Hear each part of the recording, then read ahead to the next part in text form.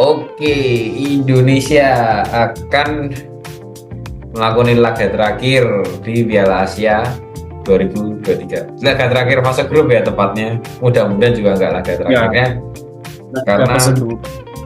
karena kita akan melawan Jepang di tanggal 24 besok. Kita tahu kemarin lawan Vietnam ya. Lawan Vietnam kita akhirnya memenangkan setelah terakhir tuh tahun 2016 itu menang lawan Vietnam, dan akhirnya ini kita menang lagi setelah terakhir itu kan era Boas tapi itu golnya Bos sama Samuyama di Piala AFF, dan kita menang lagi. Kamu nih saat melihat pertandingan kemarin nih, Indonesia yang menang tipis dari itu pun gol dari penalti ya, dari penalti. Hmm, Apa sisi positifnya di pertandingan itu menjelang lawan Jepang ya? Sisi positif aku lihat dari pertandingan kemarin, pertahanan dan sisi tengah bekerja cukup bagus daripada waktu lawan timnas Irak kemarin. Nah, itu kunci untuk mengalahkan Jepang, ya pertahanan yang solid. Irak bisa mengalahkan Jepang karena pertahanan mereka rapi. Nah, itu Indonesia lakukan waktu lawan Vietnam kemarin. Aku tertarik dengan permainan Rizky Ridho, Justin Hubner, dan Sandy Walsh. Walaupun Jordi Amat terpaksa ditarik keluar kemarinnya, Ya. tapi itu tidak memengaruhi pertahanan timnas Indonesia untuk lebih solid lagi. Bahkan Vietnam ketar-ketir melihat, wah kok Indonesia kokoh juga pertahanannya gitu kan. Nah, sisi positifnya itu. Kemudian masalah kiper, kayaknya Hernando deh dipasang lagi jadi starter lawan timnas Jepang nanti, karena dia juga kebetulan menjadi man of the match ya lawan Vietnam kemarin. Tapi ada PR lagi nih, sisi depan kurang solid. Banyak banyak peluang emas yang dibuang Indonesia kemarin. Kalau tidak salah ada belasan tembakan yang mereka lakukan ke gawang Vietnam, tapi hanya satu yang berbuah gol. Itu pun tendangan penalti. Tapi ini akan menjadi pelajaran yang berarti bagi timnas Indonesia untuk bisa mempertajam sisi depan. So, kalau bisa mencetak banyak gol lawan Jepang nanti kan beruntung juga ya. Ya, kamu harus melihat kan kita dalam 2 pertandingan hanya mencetak rata-rata 1 gol ya. Jadi lini depan kita ini disebutkan krisis striker tajam ya. Kalau krisis secara jumlah striker kan kita bawa 5 pemain di Piala Asia ini ya. Tapi menurutmu apa kunci daripada kita yang krisis kualitas striker ini untuk bisa mencetak banyak gol, apalagi besok kita akan melawan Jepang yang kita tahu kualitasnya ini kan ranking 1 Asia. Menurutmu gimana nih? Selain kunci permainan kolektif, itu variasi serangan juga harus diperhatikan ya. Mungkin memang aku berharap juga prediksi bahwa nanti Sintayong juga akan memakai formasi dan line up yang sama seperti ketika kita berhadapan dengan versus Irak ya di laga pertama. Tetap pakai 3-4-3, nanti juga Bentancur bisa jadi 5 back. Kemudian mungkin ini ya, perpindahannya hanya kalau menurutku pribadi di sisi penyerangan di lini depan itu lebih cocok ketika Rafael Struijk digeser ke kiri, kemudian Marcelo Ferdinand menjadi false winger. Ini tentu akan sedikit memberikan kreativitas yang lebih bagi sektor lini depan pemain timnas Indonesia ya, karena Rafael Struijk memang ya dia lebih ke winger, jadi lebih akan mobile ketika ditaruh di posisi sayap kiri. Kemudian untuk selebihnya sayap kanan tetap Yakob, kemudian tengah dan belakang tetap line up yang sama seperti Irak. Mungkin Sandy Walsh bisa digunakan untuk penyegaran di babak kedua ketika nanti Asnawi dirotasi, ataupun nanti siapapun lah yang bisa menggantikan posisi bek kanan atau full bek kanan. Kemudian ya selain dari kunci permainan kolektif tentunya adalah kedisiplinan yang sudah perlihatkan ketika kemarin ya laga Indonesia versus Vietnam ini, para pemain mampu memiliki kedisiplinan tinggi. Walaupun memang kalau kita lihat ya di babak kedua ini agak sedikit turun.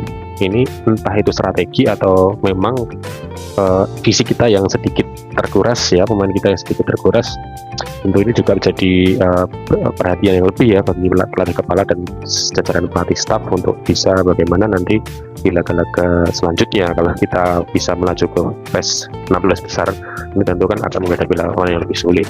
Tapi bagaimanapun juga memang dengan kualitas seadanya yang kita miliki, timnas Indonesia harusnya mampu untuk tetap melaju sejauh mungkin. Ya kita harus bolehlah optimis tapi juga harus realistis. Optimis dan realistis ini harus dijadikan satu kombinasi untuk dapat membuat kita memiliki kejutan ya sebagai tim underdog mediocre tapi punya kejutan di PES gugur nanti. Ya sebenarnya soal kejutan itu kan kemarin juga diciptakan oleh Irak ya, mana Irak itu begitu menepis anggapan semua pengamat di dunia, bahkan itu yang bilang kalau Jepang akan mudah untuk lolos dengan 9 poin bahkan di grup D ini. Tapi ya nyatanya justru Irak yang jadi tim pertama sekaligus tim ketiga di Piala Asia ini yang memastikan diri lolos ke 16 besar. Itu kan artinya Jepang ini sebenarnya ya ini tetap bisa dikalahkan gitu, bukan berarti superior gitu. Tapi dan menurutku Jepang juga memiliki beban yang tinggi ya, dimana semua prediksi, semua bahkan komputer Opta itu memberikan persentase tertinggi kemungkinan Jepang menjadi juara di Piala Asia ini ya. Dan menurutmu Jepang kan dengan tekanan yang sangat besar itu bisa dimanfaatkan Indonesia atau enggak nih di pertandingan besok? Kan Indonesia juga butuh minimal 1 poin ya untuk aman untuk lolos ke 16 besar. Kalau dilihat nanti waktu pekan terakhir, sepertinya tuh timnas Jepang betul-betul ingin bermain menyerang protect gitu, tanpa memberi ampun ke Indonesia. Tapi bukan berarti Indonesia juga harus menyerah.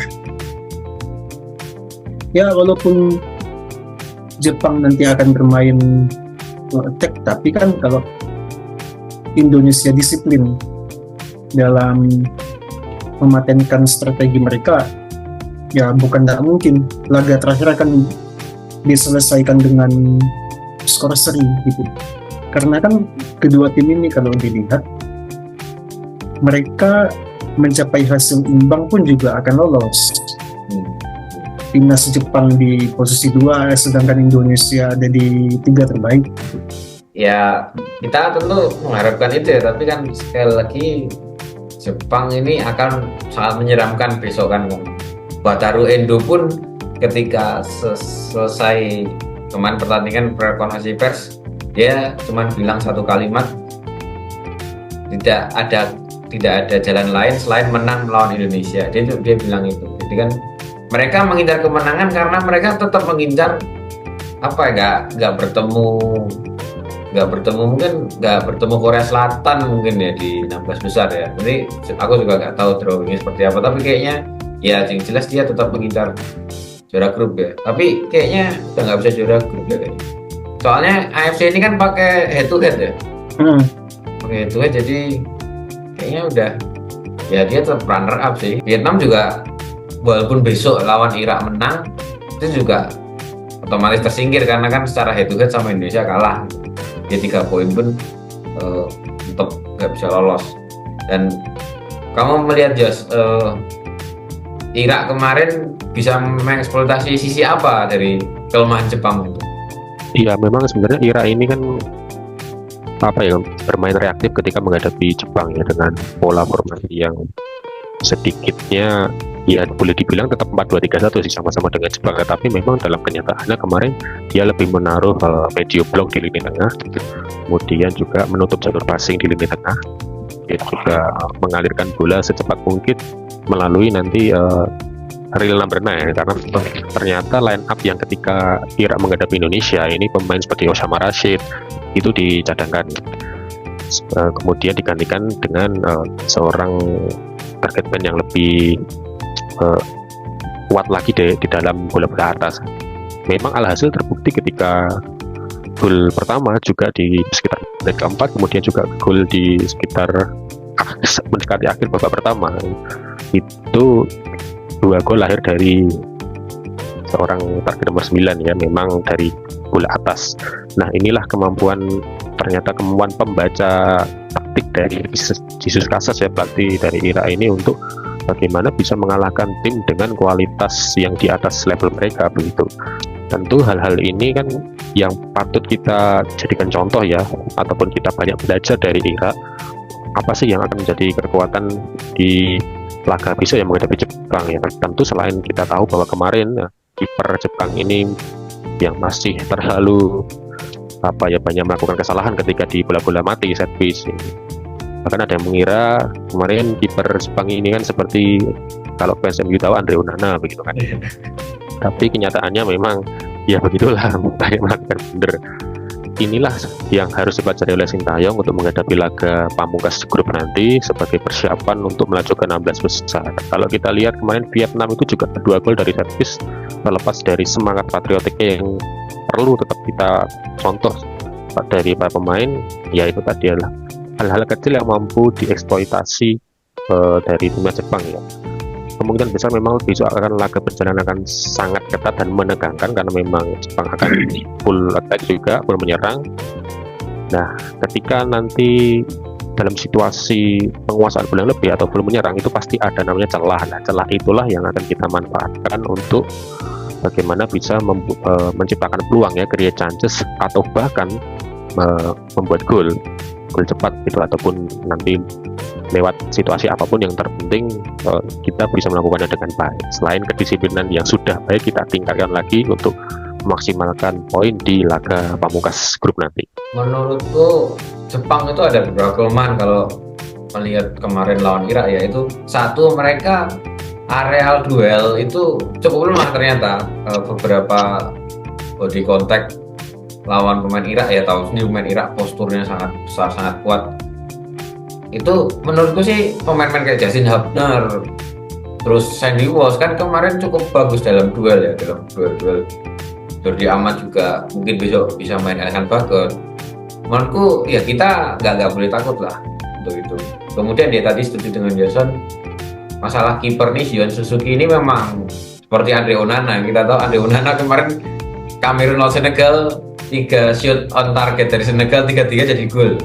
Jadi ya mudah-mudahan kita juga besok lawan Jepang, Shion Suzuki ini cosplay jadi Andre Onana.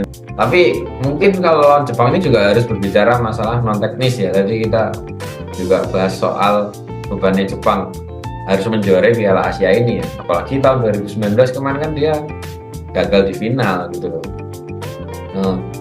Bicara soal non teknis sih sebenarnya harus mindset yang harus diubah ya dari pemain-pemain Indonesia. Kalau kita nih menit 0 nih 0-0 loh, bukan 2-0 menang Jepang, bukan 3-0 menang Jepang, 0-0. Jadi masih ada peluang kan gitu. Kalian setuju gak soal itu, motivasi yang harus ditingkatkan? Karena kita sebenarnya ya secara taktik, secara kualitas kita ya sejujurnya ya kita kalah segalanya kan gitu. Menurutmu gimana nih Sal? Penting gak motivasi menjelang pertandingan lawan Jepang? Perlu dong, motivasi itu perlu. Gini ibaratnya, semua manusia sama kok, tidak ada bedanya. Hanya cara kerjanya yang berbeda gitu. Nah, kalau timnas Indonesia mengetahui bagaimana cara kerja Jepang nanti di lapangan, tuh mereka pasti akan bisa mengimbangi. Jadi intinya jangan sampai kalah telak gitu lah. Nah, Jepang ini kan memang mungkin target mereka ingin menjadi juara grup D gitu ya, karena kan kalau misalnya jadi runner up takutnya ketemu Korea Selatan nanti ya, sebagai yang kemungkinan besar akan menjadi juara grup sebelahnya. Nah, ini kan Indonesia bisa melihat sisi positif dari motivasi yang tadi itu. Jangan sampai buat blunder, jangan sampai gugup kalau ditekan oleh Jepang. Apalagi ya kita tahu sendiri para penyerang timnas Jepang itu hobi berlari. Mereka suka menari-nari gitu loh. Takutnya back Indonesia tuh ya tahu sendiri, digocek-gocek gitu, mentalnya down. nanti kebobolan mental down. Ya intinya jangan sampai buat blunder fatal gitu lah. Cukup kiper timnas Jepang yang buat blunder, tapi Iya. back Indonesia jangan. Ya, kita tentu mengharapkan ya kita dapat poin ya di laga ini. Sebenarnya ya kalau bicara realistis kita agak susah ya, tapi ya ini sekali lagi ini sepak bola, kemungkinan masih bisa terjadi. Dan sebenarnya kalau kita kalah tidak dengan banyak gol, dengan 3 poin ya kita kemungkinan masih bisa lolos sebagai rank 3 terbaik ya, tapi masih terlalu resiko karena kita harus melihat pertandingan di grup lain gitu. Jadi amannya sih 1 poin untuk lolos ya. Ya mungkin kita tunggu aja, nanti kita akan bahas setelah pertandingan lawan Jepang ya. Apakah kita akan mencetak sejarah pertama kali lolos ke fase gugur Piala Asia atau enggak? Kita saksikan. Mudah-mudahan yang terbaik lah untuk timnas Indonesia. Doa dan dukungan para supporter tentu sangat luar biasa. Harus kita gembor-gemborkan untuk pasukan Garuda. Oke, tetap di channel GR Bola. Jangan lupa like, comment, share, dan subscribe. Siapa kita? Indonesia, Ramos Indonesia.